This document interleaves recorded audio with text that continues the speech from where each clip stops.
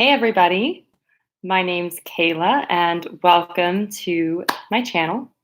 Decided I need a catchphrase, like something that is on brand, whatever that means, but something that embodies what I want to do and my philosophy in a sentence. And this is something I've actually already created in the past with my Pilates business, but I think it actually encompasses a lot more than just a physical fitness practice, although Pilates is mind, body, spirit. So I decided to go with feel good, do good, repeat. Anyway, if this is, you probably heard it, you know me, you've heard this before. Sometimes it takes a few times to think about it for it to click, but the idea is that when we prioritize our feeling good in our own body, in our own mind, in our own spirit, then we actually are able to go out and do good for the rest of the world, for our families, for our partner, for our clients, for our projects, our passions, etc. And then in the act of doing good makes us feel good. And so thus feel good, do good, repeat came along. This is Clementine. She's attacking the plant. Poor plant does not have a fighting chance. Clem, come here. Oh, she ran away. So no Clem visit today. Clementine. Clementine should also be my brand ambassador. She makes quite the cameo in these videos. Anyway, enough about all of that. Let's get to the topic of today, which is how do we be present in the moment while also manifesting, right? If you have any experience or background with looking into manifesting, you know that manifestation is a practice of getting aligned with something you want in the future so that the thing that you want actually comes into your reality. It's not an instant thing, right? It's something that is future oriented. So at the same time, all the gurus, all the spiritual teachers talk about the importance of being present and living in the now and not being in the future, in the past, but being in the now. So how are we supposed to actively visualize and think about what we want for the future if we're also trying to stay in the now? So I was thinking about that today, and I had some thoughts I want to share with you. I think there's going to be a larger series on manifesting, of like maybe a 2 or 3 part series on it, because I think it is something that is longer than a 20-minute video, and I want to try and keep these under 20 minutes. So just to kind of give a very brief summary of the different concepts and practices that tend to go hand in hand with manifestation. There are visualization. This could be anything from, you picturing yourself in your ideal circumstances. It could be you vision boarding. It can be you even creating a visual list of things you want to see in specific areas of your life in the future. It also involves like planning. Again, creating that list.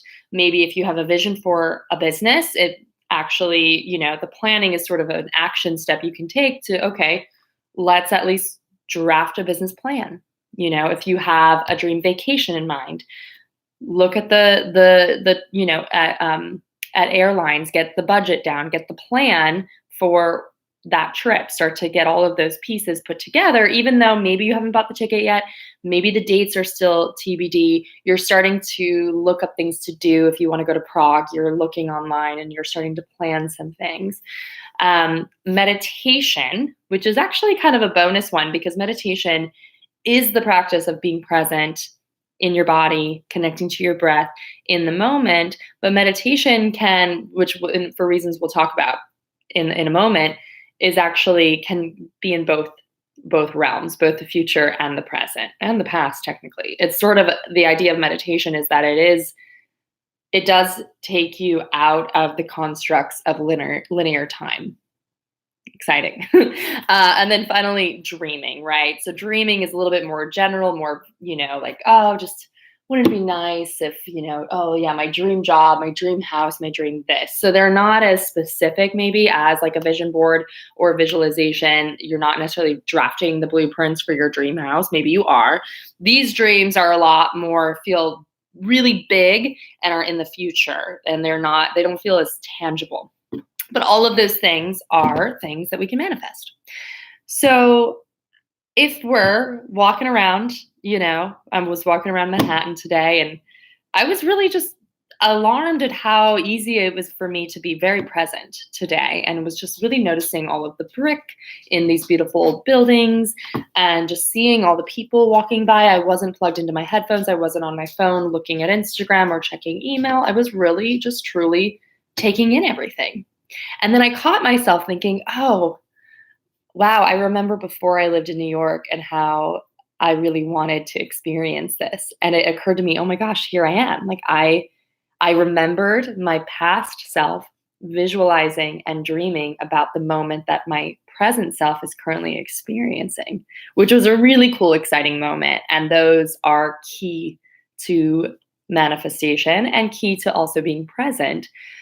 But then it also led me to, oh, well, I reminded me of like, I've already been kind of thinking about what my next apartment will be like. And it was a good reminder to be like, wow, no, just a couple of years ago, I was daydreaming about living in Manhattan altogether. A few years before that, I was daydreaming about living in New York City altogether. And here I am. And now I'm already thinking about what my next apartment is. And I started feeling feelings of guilt and shame because I'm very hard on myself. Maybe the average person wouldn't feel this way. These are things that that I'm working on, and have been brought to my attention of things that I do need to continue working on, about allowing myself to continue to dream, even though I've attained dreams that I used to dream in the past. And this sort of the childlike version of myself, the less evolved version of myself says, oh, you should just be happy with what you have. You have a great life. Why should you want more? Who are you to demand more from life? You've already been given so much. Like, why ask for more? Does that resonate with any of you? I think if you're a woman, a female, it probably does. I think we are primed and sort of indirectly taught and are modeled to not ask for more than we really need, and to certainly not ask for what we want. And God forbid we ask for something that seems beyond our worth or what we can deserve through merit, right? Just truly asking for something that seems lavish. Something definitely I have struggled with in the past. So it made me realize, no, like there's nothing wrong with looking ahead to the future and getting excited about elements that are going to come to pass that haven't happened yet. The reason being is that we are creative beings. And so if we're in alignment and we're healthy and we're in a really positive place, our natural inclination will be to continue to grow, to continue to evolve, to continue to create new things. I work with a lot of artists. I am an actor and a puppeteer myself. I love to work with my hands. And it's very common when you're like super engrossed in a project, it's all you can think about. But there does come a point where that project is starting to kind of evolve on its own, and you're already moving on emotionally and mentally to the next project. And it's a strange thing because you're like, I'm still finishing this project. It hasn't even fully evolved yet. Why am I already pivoting and focusing on the next one? But that's just the natural state of a creative individual, which I believe we all are creative beings, in the sense that we literally can create our own reality through these things that I'm talking about today, manifestation. And being present is key to that. So here's the differences, right? So I talked about visualization, planning, meditation, dreaming with manifestation. Being present occupies the other end of that equation. And being present is key and fundamental to being able to manifest, because being present requires you to practice gratitude, to feel joy and cultivate joy, which I talked about in the last video. If you haven't watched that video, go back and watch it. Being of service to the person who's in front of you right now, and also taking care of yourself, right? Prioritizing you feeling good so that you can then do good. Let's focus on those two words: feeling good, doing good. Feeling and doing. These are the differences between being present and manifesting, and how you can be present while manifesting. So when you feel something, that is being completely present in your own body. When you're feeling happy in the moment. It is happening in real time, live. Your brain is sending all the signals to your body of, oh, we're happy, we're happy. Adrenaline is pumping, dopamine is being produced. Our muscles are ready to smile. All of those things physiologically are happening because we're emotionally feeling happy. It doesn't matter why. We could have read a funny joke. We could have heard something funny. We could have just thought of an imaginary funny circumstance, whether it happened as like a memory or just an imaginary, oh, wouldn't that be funny if? Which actually is a perfect segue into the power of our thoughts. Before we can feel an emotion, we have to think a thought. Sometimes we're not aware that we've thought a thought that then produces an emotion. But that is keying into more of our subconscious thoughts, but we can consciously think thoughts as well. And so if we can consciously think thoughts, then we can consciously choose what emotions to feel by getting in control of our thoughts. All of this should be broken down in other videos, but just laying the foundation. So when we are consciously thinking thoughts that then lead to that emotion, then that emotion, so if we're consciously thinking about things that we're thankful for, we will start to experience gratitude, experience joy. If we're consciously focused on the person in front of us and wanting to serve them, that is also going to cultivate those feelings of fulfilling our purpose, of being of use, of helping someone. And we're consciously focused on our own needs, leads to self-care and taking care of ourselves, feeling good in our body, which again just continues to culminate. It just builds on itself. It builds momentum, as many people like to call it. So that's the key. If you are in that spot and you are focused on feeling those good feelings, then as I talked about yesterday, you're going to be stepping into more and more of that. That momentum will build. And so that will affect the actions you take. The actions you take are what literally determine the reality of your life, right? That's something, regardless of whether you really believe and buy into the manifestation and woo-woo thing and vibrations and emotions, you can't argue with the fact that your decisions and the actual choices you make and the things you do on an everyday, day-to-day basis construct your entire life. When they've all added up, sometimes you don't realize in a given day how influential those days' actions are in the grand scheme of your life. But if you think about all the actions that you've taken up until now, that has all led to you where you are now and everything that came before it. And at this point, everything that's going to come after it, unless you decide to start to change the course of your thoughts to make you feel different feelings, to make you act different ways and make different choices. So that's being present and the power of being present and its role in manifestation. Manifestation now both of these things can exist independently in a sense without us realizing the connection. Like we can practice both without understanding them, but they are tied together. So whatever we're experiencing in our present is going to continue to determine our future. And whatever we're visualizing is also determining our present, right? So if you are trying to manifest a house, right? Like, so I was thinking today as I was walking around and I was thinking of my next apartment and how it'd be nice to be closer to my business. And then the thought of, oh, you should really be thankful for what you have came immediately after the thought of, oh, I'd really like an apartment closer to my business. So here's where the power of manifestation and being present comes into play. Those are two opposing thoughts. So they sort of cancel each other out. So the actual momentum and power of that manifesting is pretty much, I haven't gotten forward, but I haven't gone backwards. Or it's like one step forward, one step backwards. So I'm still just exactly where I'm at.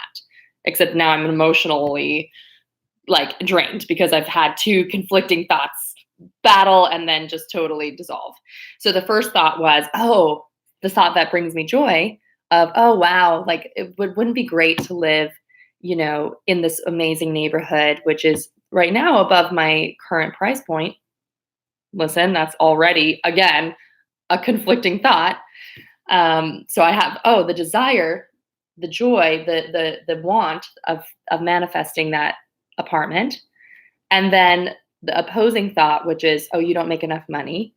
You're not worthy of asking for more, or that's just not possible. All of these other things. Those things, that momentum, those three thoughts, those multiple thoughts, and you see how easy it was for me to come up with more and more and more when I focused on the negative thought. That is now going to put my present mindset in a place of defeat, of negativity, of not being enough, of not being worthy, of not being capable. There goes that dream, right? I could still visualize and daydream all I wanted about that Upper East Side apartment. But if I can't control the thoughts that come right after it of, oh, it's not possible, it's too much, who are you to want that, yada, yada, yada, then that visualization, that planning, that meditation, that dreaming practice is not going to get me anywhere. So really, being present is essential to manifesting. And what you're experiencing in your present state right now is contributing to your future state. So the key to manifesting is being aware of how you presently right now are feeling about the things you want to manifest. That's why the importance of feeling good and prioritizing gratitude, joy, service, self-care is essential, because then when those inspired thoughts and those daydreams come into your mind, you're already at a place of positivity and recognizing how far you've come and what you have already created.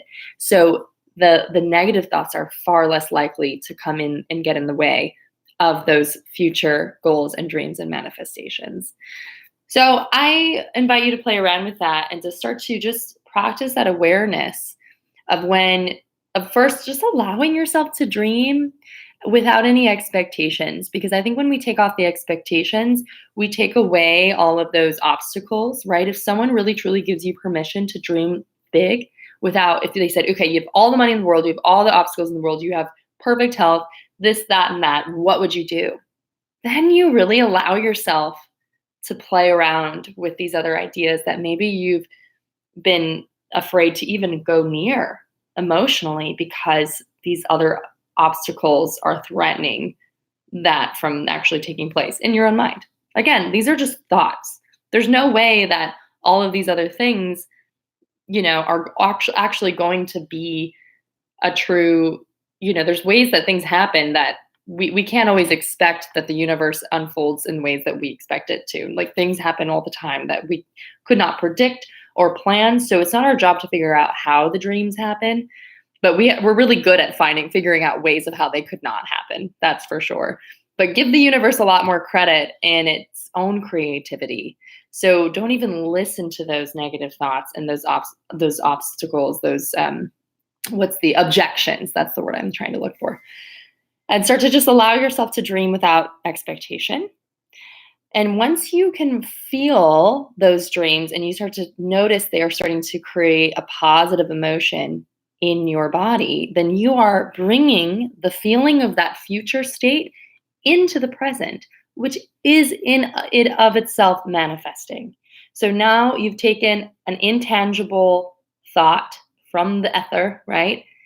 And it's now provoking an emotional response in your body. And remember, when we have an emotional response to a thought, there's a stronger attachment. It actually starts to become a belief.